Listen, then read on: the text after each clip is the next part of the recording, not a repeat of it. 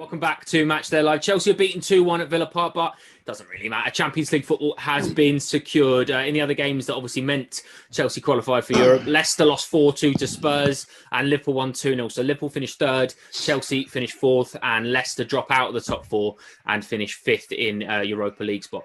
Jace, it doesn't feel like the most satisfying way to get it done, but as long as you're there, the result's the most important thing, isn't it? Out of jail. Simple as that, guys, because we were poor today. I can't believe Leicester have thrown it away at home in front of a crowd. There was a stage where they were winning 2-1. We were losing here. It looked bleak. And somehow, they snatched Europa League football from the jaws of Champions League football. I don't know how they've done that. Yeah, you're right to a point. Of course, it's the most important thing is after 38 games, you look at the league table and where you finished. But I've got to tell you, there were some poor performances today. And, we can draw a line under it and move on. But, my God, we got out of jail, didn't we? Whew.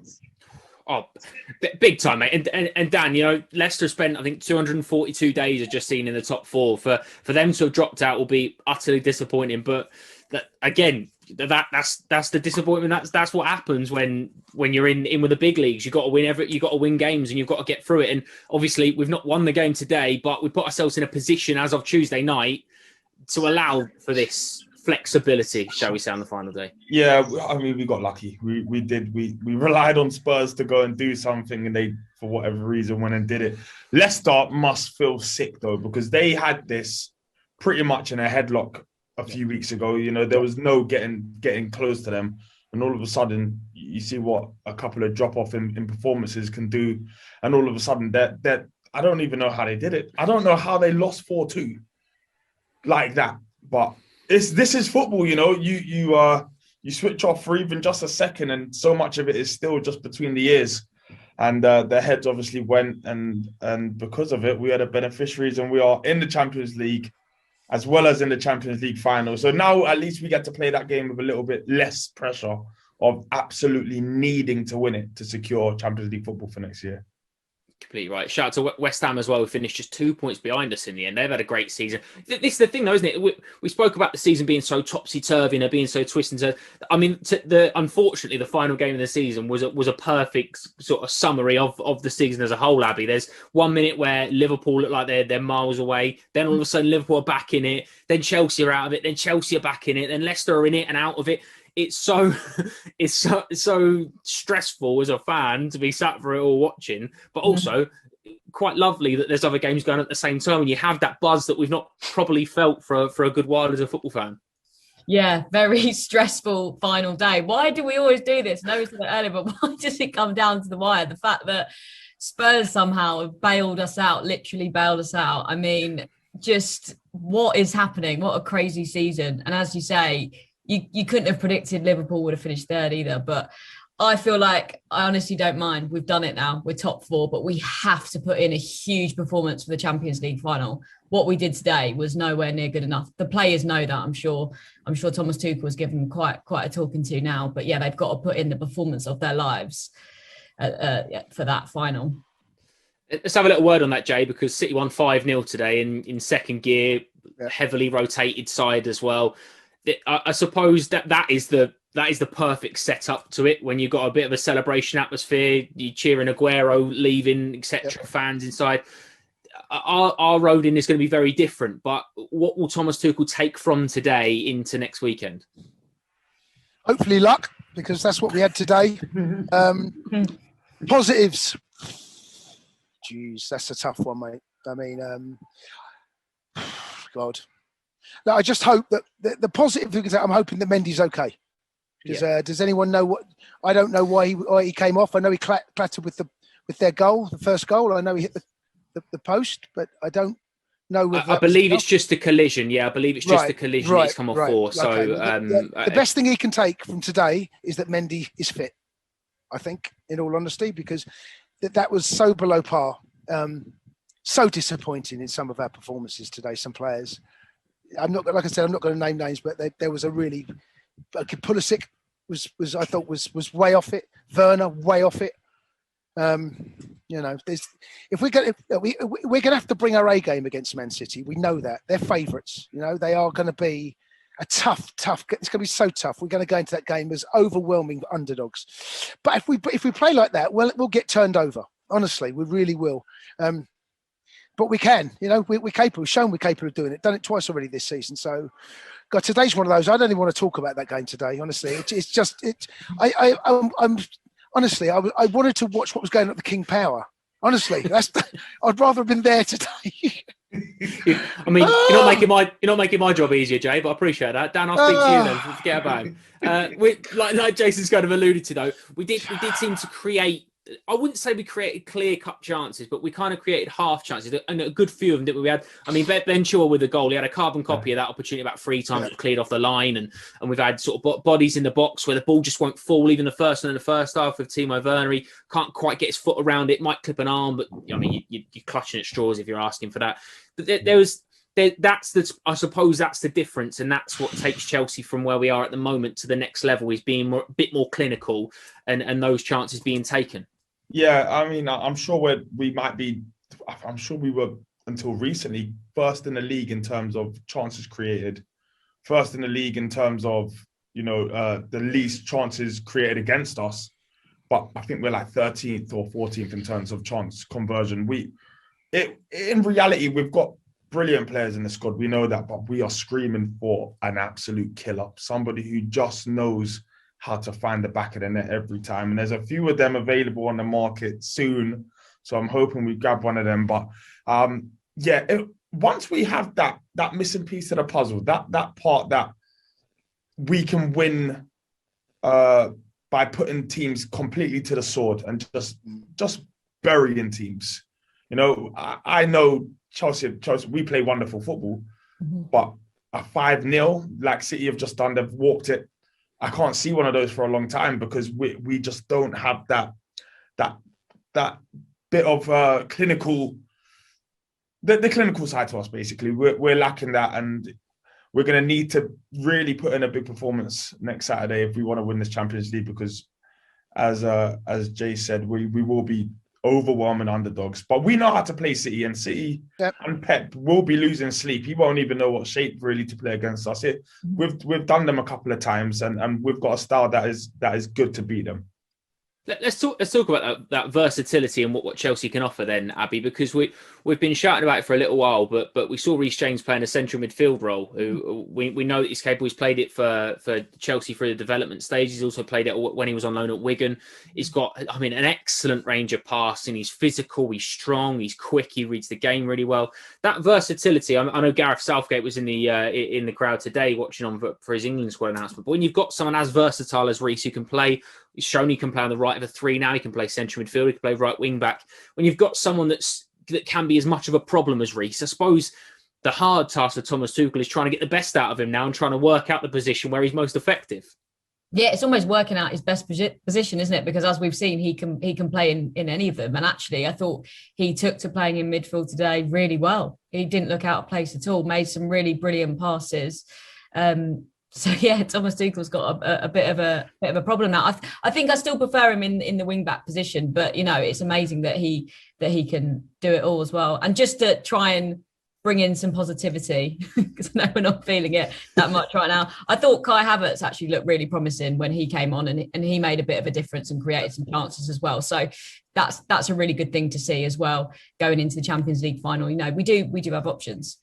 I completely agree. I thought Kai was really good when he came on, and again, he's a difference maker. He's the one you look at when he's on the bench, and Hakim Ziyech is another. Players that have got that little bit of quality, that little bit of magic, that if they come on and we can get them involved as much. That's the key, and that's where the difference can be made. Jay, I suppose that the big thing for Thomas Tuchel when he came in and ever since we've seen has been that solidity defensively. We've not looked like conceding. We've not looked like giving up chances. I wouldn't say we've done that in recent weeks, but I suppose there has been a few individual errors or bits and pieces that have crept in. Will he take comfort in that going into the final this week, that he knows that he can shut that out and he can sort that? That's a problem that he knows he can deal with.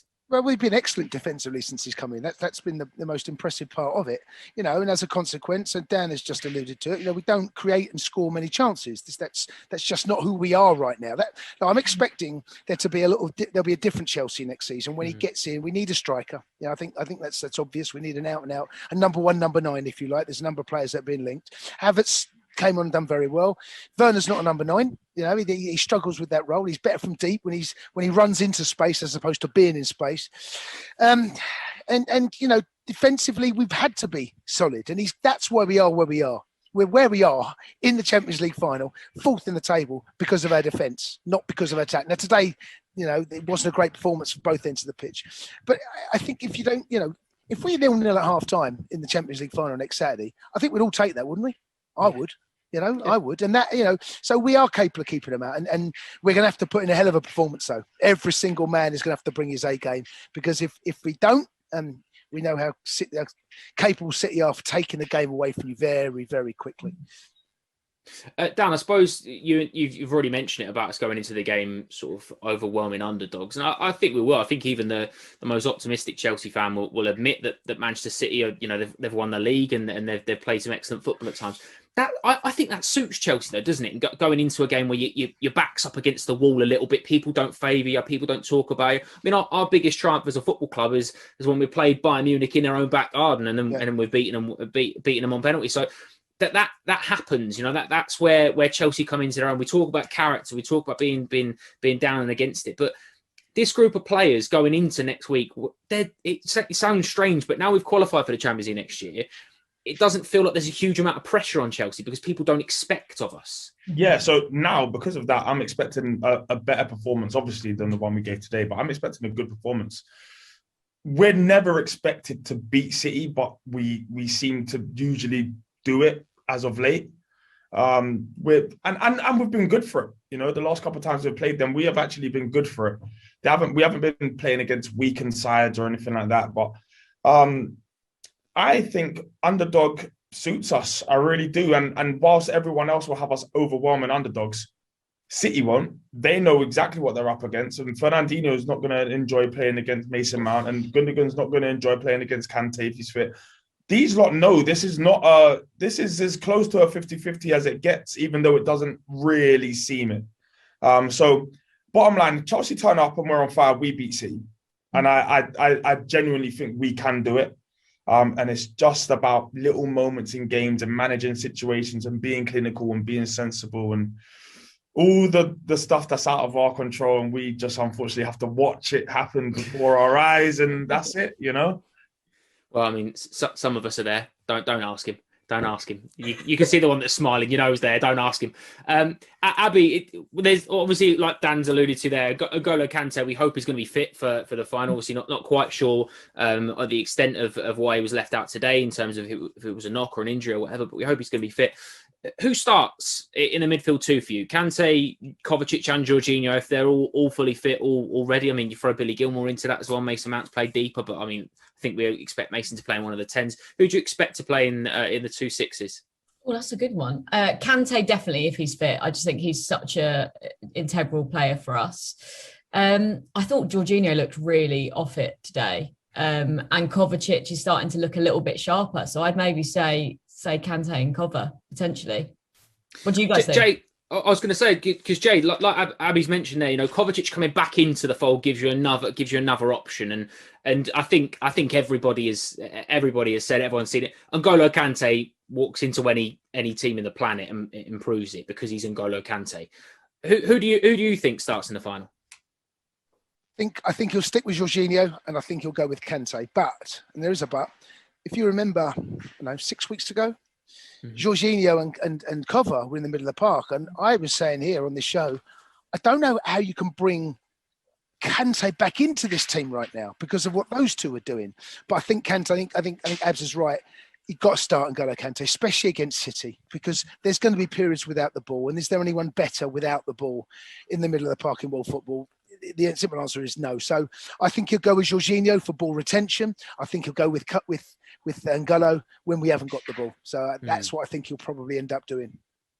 I mean, Kanté and Kovacic, if it is those two, or Kanté and Jorginho, whoever, Kanté and Kovacic played in that Atletico Madrid game down at Stamford Bridge, and they were phenomenal. For me, one of the best performances we've seen this season. But N'Golo Kanté's one. You think back to the final in Baku against Arsenal. Going into it, no one thought he was fit. No one thought he was ready to play. I think someone I can't remember what the quote was. It might have been Frank Lampard talking about the Super Cup, and N'Golo Kanté said he wasn't fit or he needed to come off, and then he saw him running for a ball at 80 yards gone. Like, and N'Golo Kanté 70% is everyone else's 150%, isn't it? Yeah, exactly. Kanté does. He's two players. He is the equivalent to two players.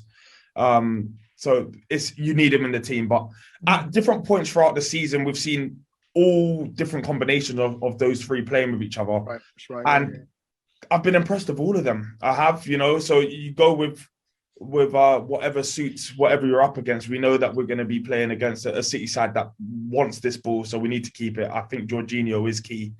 Kante's key just for energy and hunting teams down. And I think it will be Jorginho and Kanté, but I've got this wrong 100 times before. You just don't really know. Abby, I suppose one of the biggest strengths that Chelsea have, Chelsea know what they are in terms of, we know the shape they're going to play. We I think we could all sit here, and if we thought about it realistically, probably come up with 7 or 8 names that are probably going to be on the team sheet for next Saturday.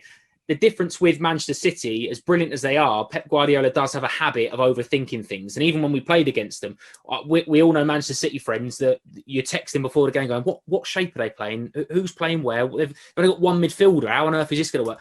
There does come into that a little bit. Is it a strength? Is it a positive of Chelsea that we know what we are? We know how we're going to play. We know how we're going to approach the game. Manchester City, a little bit of an unknown quantity, despite them being arguably the best team in Europe at the moment. I do think since Thomas Tuchel's come in, our team does have a real sense of identity and fighting spirit, which is great. And like you say, you kind of know the formation that we're going to play in. The fact that we've beaten City twice now, which is very satisfying to say out loud, they are going to be a little bit more worried going into the Champions League final. Yes, they are the favourites, but we have beaten them twice. Tuchel's tactically outsmarted Pep as well. If they overthink it, that is going to play directly into our hands and actually be a massive strength for us. I'm backing what Dan said earlier. I think if we're on one on the day, like, I really do think we can beat City 100%. Completely agree. We're going to hear from the boss very, very soon. But Jace, just on Thomas Tuchel, obviously played in the final last year alongside. Obviously didn't play. Managed in the final last year. Yep. Thiago Silva played in it. There is a little bit about that, isn't there, as well? Because he'll be well aware of the rhetoric of manager. Pep Guardiola gets it, for goodness' sake. Pep Guardiola gets pelters that he's not won more Champions Leagues. Thomas Tuchel will want to be that manager. The second time of asking, he made the joke, didn't he, when a reporter asked him, how good must you be that you've taken two different teams to the Champions League final? He said, if I was that good, I think I'd have taken one team to the Champions League final in back-to-back years. He's got that. He understands everything that's going on around him. He's very in tune with it all, but also he'll be more than aware. He doesn't want to be the manager that's lost 2 Champions League finals in 2 years with a different team, will he?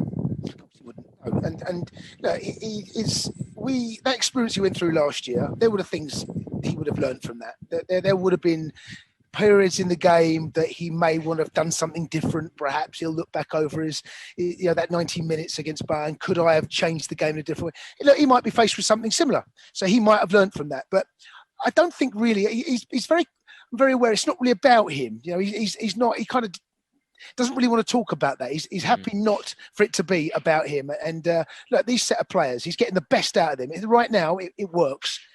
Dan said in the show before, I don't quite know how we got here, but we are here. So let's. And Thiago Silva's never won the Champions League, and he ain't going to get that many more chances, is he? Probably not. So look, it's if we bring our A game, we've got a fighting chance. If we don't, we'll probably end up getting beat. But we've got to bring our A game. Dan, there's a bit to be said as well about it being Manchester City's first Champions League final. You look at some of the teams that have got there in the past, and perhaps the stage has seemed a little bit sort of, I don't want to say overawing, but in terms of it being perhaps a little bit too much, a little bit too soon. Even Paris Saint-Germain last year, you talk about Mbappe and Neymar and Icardi, and people think this team can win the Champions League. Manchester City are very much in that camp that people are expecting this of them. It takes a very different type of player to take all that on board and perform at the same level. This game is going to be as much played mentally as it will be physically on Saturday, won't it? Yeah, definitely. But the one advantage they have is a serial final winner in Pep Guardiola. That is a factor in this. And ultimately, they've got a team in Man City that are quite mature. You know, they've got a decent amount of players that have seen it and done it at a certain level. So they'll come in knowing they're favourites. I'm just hoping that they're a little bit complacent or a little bit flat. We haven't seen De Bruyne play for a while. I'm just hoping that they're not at the races. And to be fair, even if they are at the races, as long as we're at the races, they don't want to race with us, because we will literally run them into the ground the same way that we've done a couple of times this season. That's another thing, isn't it, Abby? In terms of that, going into it with all that pressure loaded on top of them, they'll have that, like Dan said, they'll have that comfort blanket of Pep Guardiola having been there, done that. Chelsea got the same. When you look behind you and you've got Thiago Silva, a player that's been there last year. Like Jason said, he's won everything in the game pretty much except the Champions League. So he's going to want to win it more than ever. But if you've got people around you that can coach you through big games, then for younger players that perhaps might feel that the big lights are shining never so bright, it's a comfort to have people like that around you. Yeah, big games and big finals are all about mentality, aren't they? So the fact that our squad is such an amazing mix of young players and then those real leaders, I think is going to stand us in really good stead. I mean, I've chatted to Reece James before and he was just saying what an amazing person Thiago Silva is to have around. He's always getting him to improve his game and giving him advice. If you've got someone like that on the pitch, just helping those young players settle down, not let the nerves get to them, that's only a good thing. Jace, what will the Chelsea camp be like this week? Will they get a couple of days off? Is that important to go and get your head straight and rest up? What happens?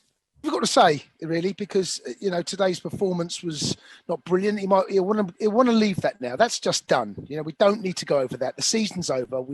His main objective was for top four. He's got that. Now we've got to look ahead. So I think physically and mentally, the players probably do need a bit of a rest. But it's hard to say how he will approach that. Whether he gives them a day off tomorrow, which I kind of expect. But it wouldn't surprise me if they have a warm down and just come in and start to build towards the game. But we know how big this game is. The players don't need to be told. The manager's been there before. He will have gone through in his head that everything will be planned out pretty perfectly about how this week is going to go.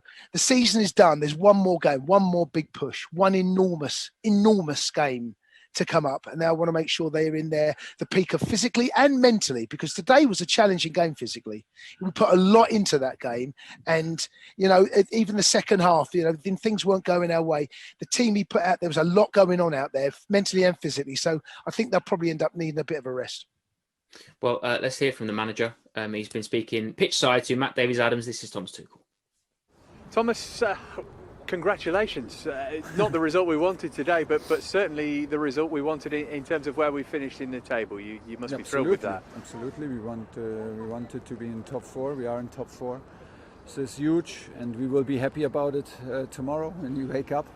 Today is never nice to lose, but and it's a bit always the same story. We are absolutely unlucky with referee decisions again, and concede from 2 set pieces, and this story has a bit changed. We were able to not concede, to produce consistently clean sheets, and we don't do this. So to be 2 goals behind is very, very difficult, but we came back. We had enough chances to equalize and to win. So still a young team and need to improve during the process, because we're also hungry for success, and this is the target. How aware were you of what was going on in Leicester and Liverpool as the second half progressed? I knew the last 5 minutes of Leicester when they scored 3-2 Tottenham and the 4-2. I knew about it, and then it was done. And it was hard to reach the players. Because everybody was trying to equalize and to maybe win, but in the end it was not important. Obviously it's disappointing to lose today, but just put into context for us, if you can, how big an achievement it is to have finished in the top 4 from where we were when you took over to have made it. So impressive. Well, it is big, and we had some crucial moments that we did overcome all together. And So I'm happy with the performances. Like also today, I mean, we should have won this match, and then we would say like how courageous we have played, how intense, how brave, ball control, create chances. But in the end, this is a game about results, and you can clearly see that we are still improving in the last third. Still need to improve a lot. And we have young guys who try to win their first trophies with the club. So, yeah, it is a process, and during the process we want to win. So, I am happy, and at the same time still aware of what we need to improve, and there's a lot to improve.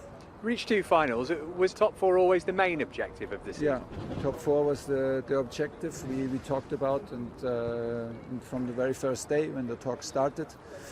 It's a pity that we couldn't take the first final, because it would have been absolutely nice, and we tried everything. But this was the huge thing to turn things around and make it possible to go to top 4.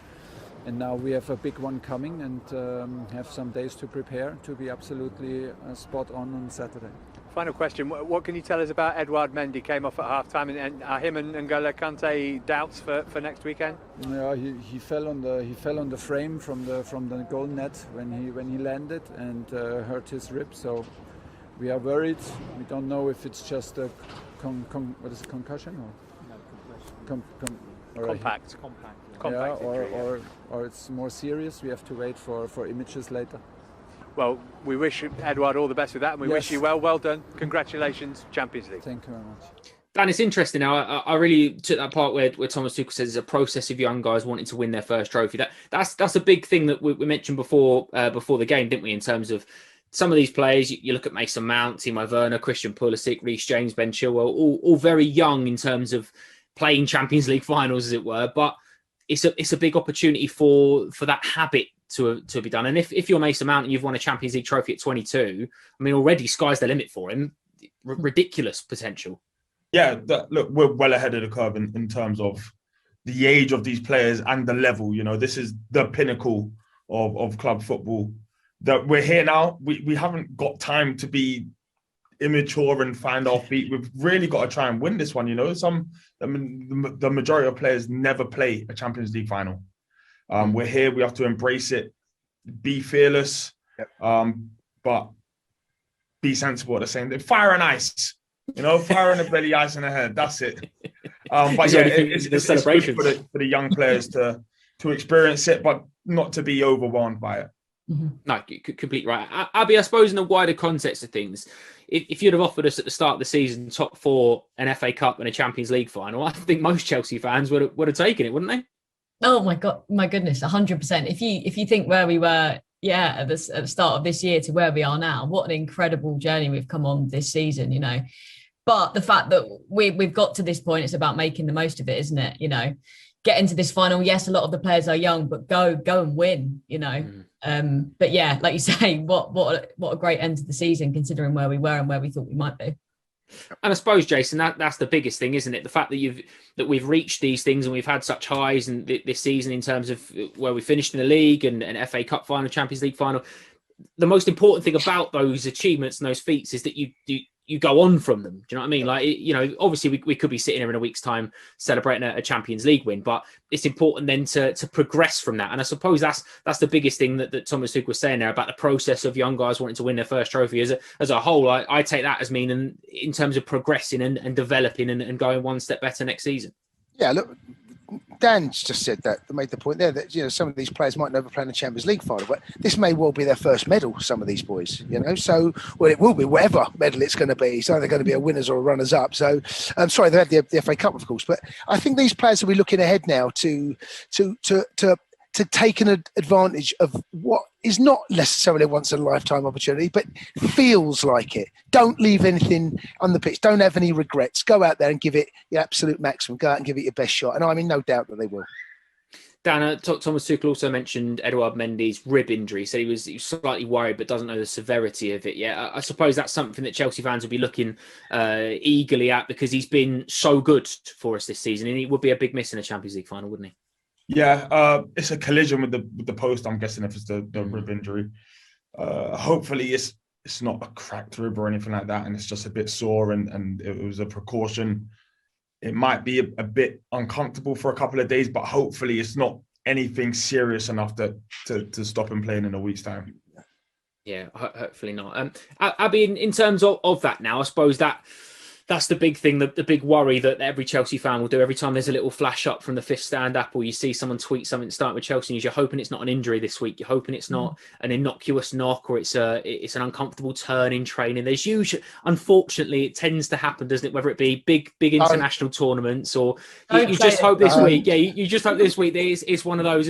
But again, that's I suppose that's why we had I think it was when we had Claude Makelele on here. He said that players were, or it might even be Steve Sidwell, in fact, the players they're so at it in training because they want to play in the Champions League final. You get these little bits. So you want to find that balance between being very competitive and proving your mark, but also we cannot afford any injuries. Yeah. It's that balance, isn't it? Showing your best to the manager so you get picked and you get to start and, shine in a Champions League final, but not get injured. We're in a really lucky place right now where Kovacic is looking back to it. Obviously, Christensen's back as well. Hopefully, Kanté will be fully fit as well. And as Dan said, hopefully Mendy's injury is nothing too serious. It was just a precaution. So hopefully we'll have a full squad to choose from. And our squad this season is just absolutely incredible and such depth. So fingers crossed. But like you say, I will be keeping an eye on the fifth stand up. Any alerts, there'll be a little bead of sweat running down my face. And of course, we'll have more subs, aren't we, in the Champions League? Yes, yeah, you're absolutely right. Absolutely right. So they might be leaning on that squad. Jace, I imagine in the run-up to finals, you were given a week off, because I know some of your tackles in training probably not very helpful. Semi-finals the furthest I got, unfortunately. But it's not necessarily at this stage of the season. It's not impact injuries you've got to worry. It's the soft tissue ones. Yeah. It's muscle injuries because you've got so far. There's been so many games. The season itself has been Constantine, over a very short period of time. 2, sometimes 3 games a week. You want to make sure that going into that, the players are in their peak fitness. There won't be a lot, if they're not fit by now, there never will be. There will not be a lot of, there doesn't need to be. It's fine-tuning little details, bit of shape. We're good at that. I can only imagine he must do a huge amount of shape and pattern of play, making sure that players know where they are, where they should be in relation to the ball and where their teammates are. So I don't expect there to be any injuries going into this week's game. Well, obviously, a very busy week this week. We are not done for the season just yet on the fifth stand app. Obviously, highlights of today's game will be available from midnight, and it could well be one of the biggest weeks in the history of Chelsea Football Club. We will have all the build-up for you right here. Friday afternoon, the boss will be speaking to the press ahead of another meeting with Manchester City.